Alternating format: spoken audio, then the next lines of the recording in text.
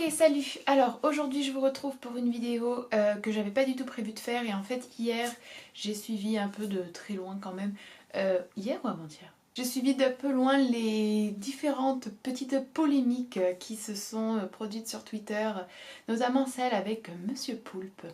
Euh, sur le comique. Et on va parler de comique et d'oppression.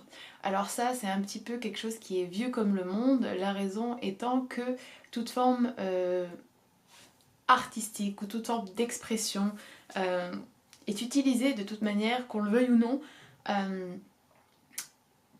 est utilisée, même pas réellement est utilisée, mais aussi presque de manière naturelle, j'ai envie de dire, se constitue comme un matériau fondateur de nos sociétés, de nos manières de penser, et donc évidemment qu'elles ont de l'importance. Les blagues, d'autant plus lorsqu'elles touchent un public ou des publics, parce qu'il faut préciser que le public, quand on parle de public, c'est pas non plus un espèce de truc homogène qui réagit de la même façon, qui le prend de la même façon, qui l'utilise de la même façon, qui l'interprète de la même façon. Donc lorsqu'on fait des blagues, d'autant plus lorsqu'il y a des publics, il faut bien évidemment être conscient que tout ça va être réutilisé, interprété, que ça va être, comment dire, instrumentalisé de différentes façons. Ce qui ne veut pas dire bien évidemment que l'auteur est responsable de tout ce qui est fait à son œuvre. Néanmoins, il faut être très hypocrite pour refuser de voir que certains matériaux, certains propos et certaines expressions se prêtent plus à la déformation ou à, pas vraiment la déformation d'ailleurs, peut-être juste une, à la limite une déformation comme l'appelleraient les auteurs ou les cinéastes, etc. Mais en fait, tout simplement, c'est que des fois les publics ou le public, ils voient clair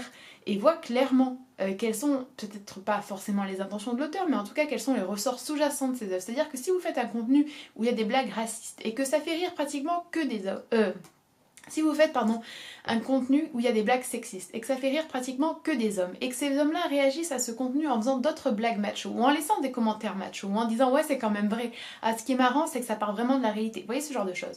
Qu'est-ce que ça veut dire? Ben, ça veut dire que peut-être que vous aviez les meilleures intentions du monde en faisant ce contenu, mais que ce qui a formé ce contenu, c'est également d'anciennes blagues ou d'anciennes représentations sous-jacentes et qui sont dans votre esprit sans que vous le voyiez vraiment et qu'il y a une forme de sexisme qui est banalisée de par ces actions-là, mais de par maintenant votre action à vous également, et que vous en êtes également un, la victime, et de deux, également un des acteurs. Les médias et les productions artistiques, qu'on le veuille ou non, participent et forment ensuite un référentiel commun qui fait qu'en tant que société, on a des représentations, on a des images, on a des références, on a des préjugés, on a des stéréotypes.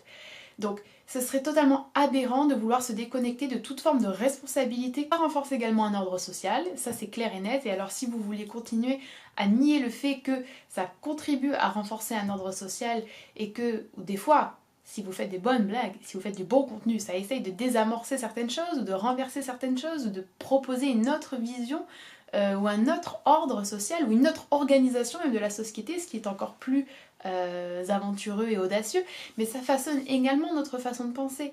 Ça c'est clair et net de toute manière. La question que je me pose toujours, c'est pourquoi, à l'heure actuelle, au vu de la société, au vu des sociétés, au vu de la situation globale, pourquoi choisir de faire encore et toujours des blagues sur les oppressés, sur les minorités et sur les plus faibles entre guillemets. Je ne dis pas qu'on ne peut pas faire de blagues sur des oppressions, sur des oppressés, etc. Je dis que c'est questionnable, je dis que c'est peut-être pas le plus judicieux, mais c'est surtout comment est-ce que c'est fait.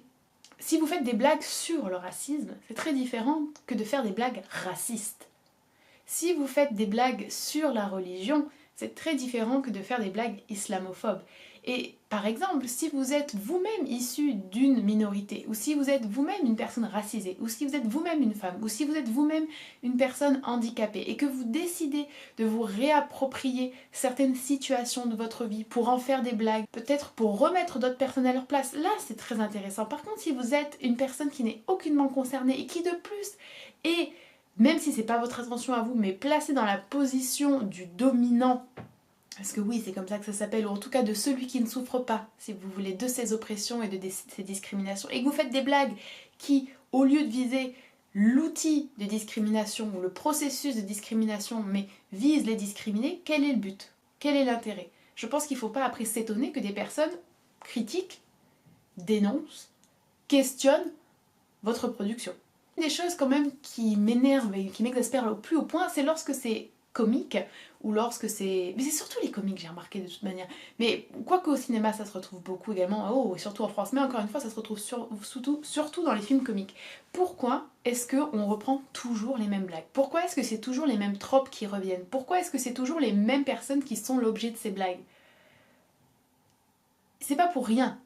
C'est parce qu'il y a tout un historique qui nous fait penser que ça c'est drôle, que ça c'est normal, que après tout c'est bien d'en rire. Alors que non, pas du tout. Mais aussi parce qu'il faut pas se mentir, il y a un sexisme omniprésent, il y a un racisme omniprésent qui peuvent être sous-jacents et qui peuvent peut-être parfois être inconscients, mais qui sont bien là quand même. Et puis c'est pas original, c'est pas libérateur, c'est pas innovant.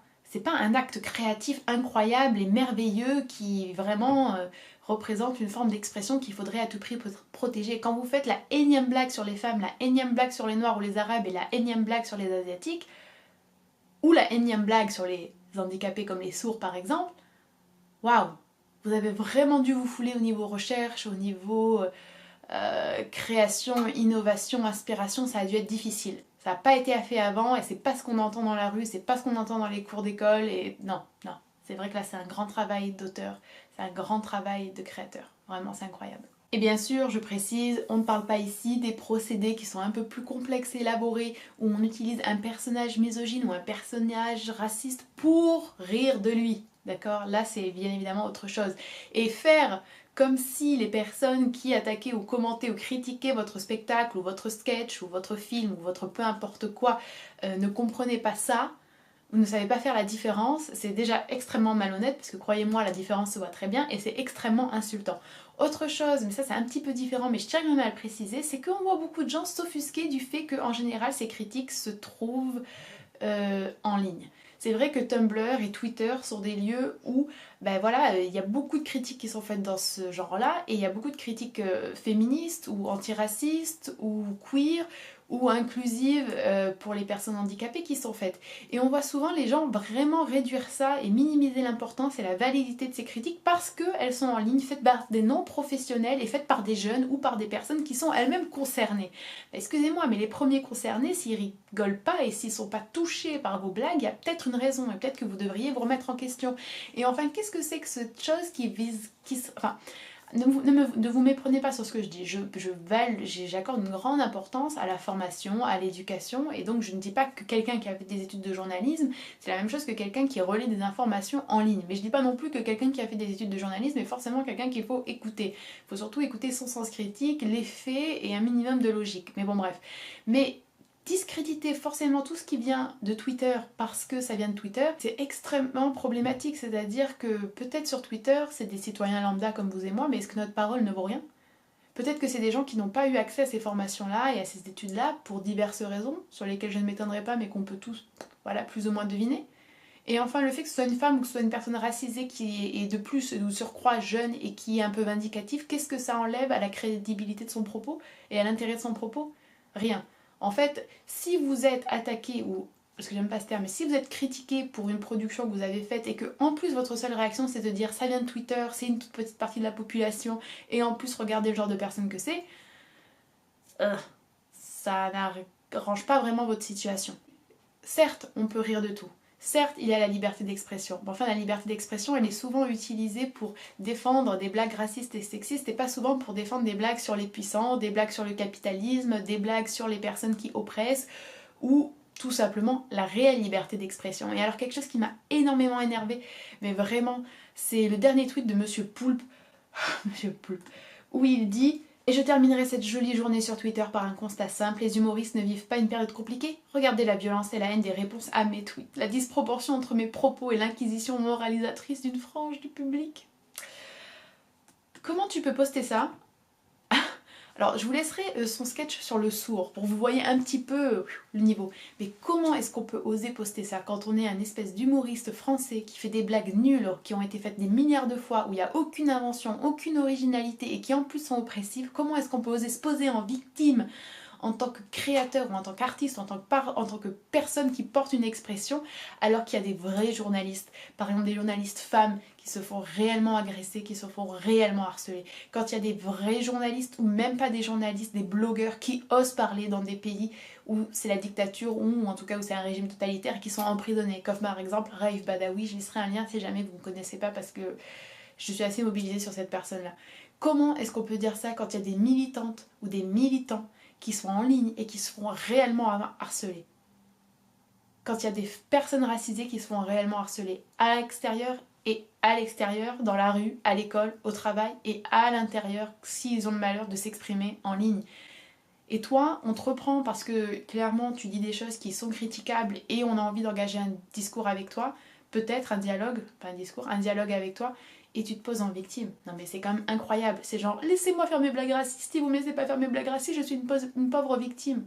Non mais, enfin vraiment, mais sur quelle planète on vit? C'est incroyable ce manque d'honnêteté, cette hypocrisie, et puis cette Alors je sais pas si on peut parler de dissonance cognitive dans ce sens-là, mais je pense que c'est aussi tout simplement les personnes n'aiment pas être dérangées. Quand on leur a dit qu'ils avaient le droit, enfin, quand on leur a fait comprendre que c'était ok de malmener, de critiquer telle et telle personne, telle ou telle caractéristique, parce qu'il ne faut pas oublier non plus que toutes les caractéristiques ne se valent pas. Faire de l'humour sur quelqu'un qui est avare, par exemple Molière, vous voyez, faire une critique sur quelqu'un qui, je sais pas moi, est hypocrite, ou faire une critique sur quelqu'un qui est super prétentieux, ou faire une critique sur un système qui ne marche pas, c'est pas la même chose que faire une critique sur quelqu'un qui est handicapé, une blague, je veux dire, enfin, blague sur quelqu'un qui est handicapé, sur le handicap de cette personne. C'est extrêmement réducteur, c'est extrêmement violent quand même. Et je doute très sincèrement, très sincèrement, que des personnes sourdes ou aveugles aient ri en entendant ou en regardant le sketch qui sera listé en barre d'infos. Ah non. Et c'est pas parce que tu vas m'en trouver un, c'est comme j'ai un ami noir, je peux pas être raciste. Non, ça marche pas comme ça. Quand même un minimum de respect à avoir non seulement pour les personnes, mais aussi, j'ai envie de dire, pour la création, pour l'utilisation des mots. Quand on réutilise les mêmes choses qui ont déjà été faites des milliards de fois et qui sont même pas drôles et où il n'y a aucune finesse, aucune subtilité, mais...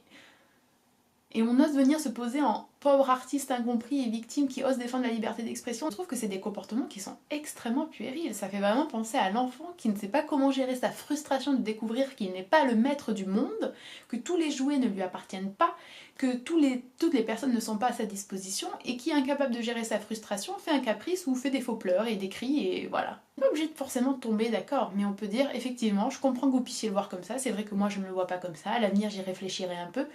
Enfin, non, là c'est vraiment tout en bloc, on sent la personne qui veut pas qu'on lui réduise sa liberté d'expression, qui l'utilise à des fins qui sont tellement utiles et tellement bénéfiques pour la société.